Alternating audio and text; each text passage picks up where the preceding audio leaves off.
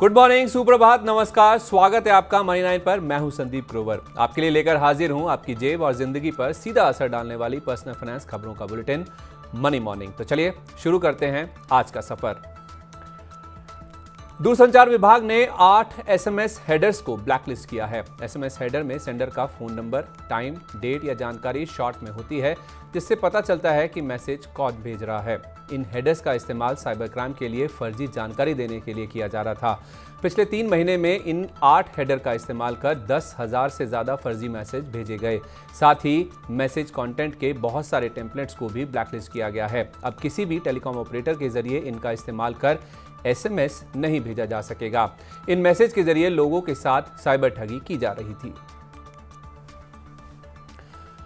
आयकर विभाग ने करदाताओं को ऊंची दर पर कर कटौती से बचने के लिए 31 मई तक पैन को आधार से जोड़ने की सलाह दी है। आयकर नियमों के अनुसार अगर पैन बायोमेट्रिक आधार से जुड़ा नहीं है तो लागू दर से 2 गुनी दर पर टीडीएस काटा जाना आवश्यक है। आयकर विभाग ने पिछले महीने एक परिपत्र जारी किया था, जिसमें कहा गया था कि अगर निर्धारित तारीख 31 मई तक अपने पैन को आधार से जोड़ा जाता है तो कोई कार्रवाई नहीं की जाएगी। आयकर विभाग ने एक अलग पोस्ट में बैंकों, विदेशी मुद्रा डीलर समेत रिपोर्टिंग संस्थाओं को दंड से बचने के लिए 31 मई तक एसएफटी दाखिल करने के लिए कहा था। आयकर विभाग एसएफटी के जरिए किसी व्यक्ति द्वारा किए गए उच्च मूल्य के लेन देन पर नजर रखता है। जल्द ही गूगल के प्ले स्टोर का इस्तेमाल कर इन ऐप खरीदारी के लिए थर्ड पार्टी पेमेंट की सुविधा मिलने लगेगी। दरअसल गूगल पेमेंट का एक नया ऑप्शन जोड़ रही है। खबरों के मुताबिक भारत में यह फीचर पेश किया जा रहा है। इससे पहले इस महीने की शुरुआत में अमेरिकी टेक कंपनी ने इसकी घोषणा की थी। नए फीचर के तहत एक बटन क्रिएट किया जाएगा और उस पर क्लिक करने के साथ एक लिंक क्रिएट हो जाएगा। यूजर टेक्स्ट मैसेज किसी थर्ड पार्टी मैसेजिंग ऐप या अन्य के जरिए किसी को भी ये लिंक भेज सकते हैं। पेमेंट रिक्वेस्ट भेजने वाले यूजर को पेमेंट करने वाले व्यक्ति को अपने ईमेल एड्रेस की जानकारी देनी होगी। रिसीवर के पास पेमेंट पूरा करने के लिए 1 दिन का समय होगा। इसके बाद रिक्वेस्ट एक्सपायर हो जाएगा। वोडाफोन आइडिया ने पहली बार 4G और 5G यूजर्स के लिए एक्स्ट्रा डेटा की पेशकश वाले रिचार्ज प्लान की घोषणा की है। वोडाफोन आइडिया की तरफ से यह ऑफर वीआई गारंटी प्रोग्राम के तहत दिया जाएगा। कंपनी का यह ऑफर सीमित अवधि के लिए होगा। कंपनी ने कहा है कि वीआई गारंटी प्रोग्राम के तहत 5G और 4G स्मार्टफोन का यूज करने वाले प्रीपेड ग्राहकों को 1 साल की अवधि के लिए 130 GB गारंटेड एक्स्ट्रा डेटा दिया जाएगा। कंपनी ने कहा है कि 130 GB डेटा यूजर्स को एक साथ नहीं मिलेगा। हर 28वें दिन 10 GB डेटा अकाउंट में ऑटोमेटिक ट्रांसफर हो जाएगा और ऐसा ये 13 बार होगा। यूजर्स को इस ऑफर को पाने के लिए 239 रुपये और उससे ज्यादा के डेली डेटा अनलिमिटेड प्लान का रिचार्ज करना होगा। खाद्य नियामक FSSAI ने मां के दूध की बिक्री के खिलाफ खाद्य व्यवसाय संचालकों को चेतावनी दी है और लाइसेंसिंग अधिकारियों को मानव दूध की प्रोसेसिंग और बिक्री के लिए मंजूरी नहीं करने का निर्देश दिया है। इन शिकायतों के बीच की कुछ संस्थाएं मां का दूध खुले बाजार में बेच रही हैं।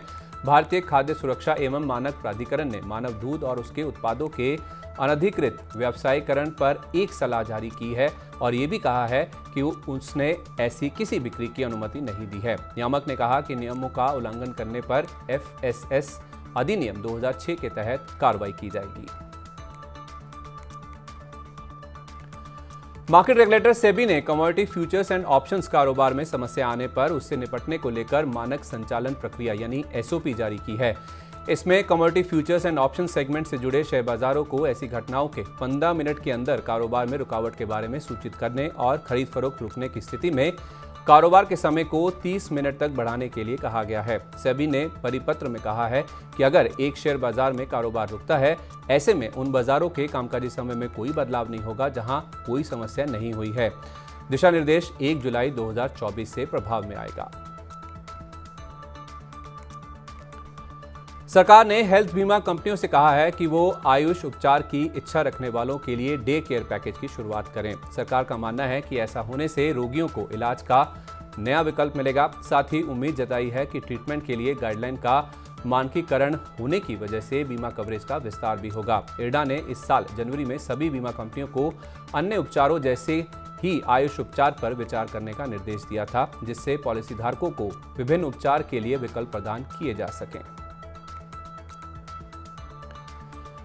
आईसीएमआर और नेशनल इंस्टीट्यूट ऑफ न्यूट्रिशन ने पहली बार पैकेज फूड और बेवरेजेस के लिए चीनी की अधिकतम सीमा की सिफारिश की है। इससे package soft drinks, juice, biscuit, ice cream, cereals आदि पर असर पड़ सकता है। आईसीएमआर और नेशनल इंस्टीट्यूट ऑफ न्यूट्रिशन के गाइडलाइंस में 13 साल के बाद बदलाव किया गया है। ये कदम मायने रखता है क्योंकि हाल के समय में पैकेज फूड आइटम्स के हेल्दी होने को लेकर एक बड़ी डिबेट शुरू हुई है, जहां अब तक कैलोरी के हिसाब से लिमिट तय थी।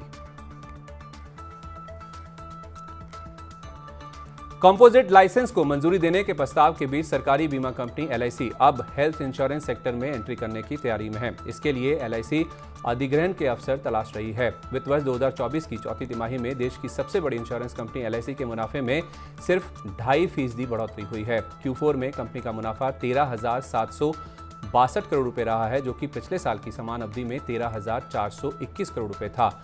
बीमा कंपनी के बोर्ड ने प्रति शेयर 6 रुपए का फाइनल डिविडेंड देने का भी ऐलान किया है। उतार चढ़ाव भरे कारोबार में स्थानीय शेयर बाजारों में मंगलवार को लगातार तीसरे दिन गिरावट दर्ज की गई। मंगलवार को सेंसेक्स 220 अंक की गिरावट के साथ 75,170 अंक पर बंद हुआ। वहीं निफ्टी 44 अंक की गिरावट के साथ 22,888 अंक पर बंद हुआ।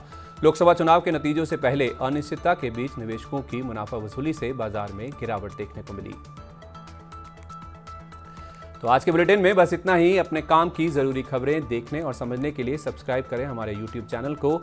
अब आप मनी 9 की ऐप पर पर्सनल फाइनेंस से जुड़ा कोई भी सवाल पूछ सकते हैं। आपको स्टॉक से रिलेटेड कुछ पूछना है, म्यूचुअल फंड में निवेश करना है या टैक्स से रिलेटेड कोई आपका सवाल है तो सीधे पूछे अपने एक्सपर्ट से, कहीं भी कभी भी, सिर्फ मनी 9 पर। नमस्कार दोस्तों, मेरा नाम है अरुण मंत्री।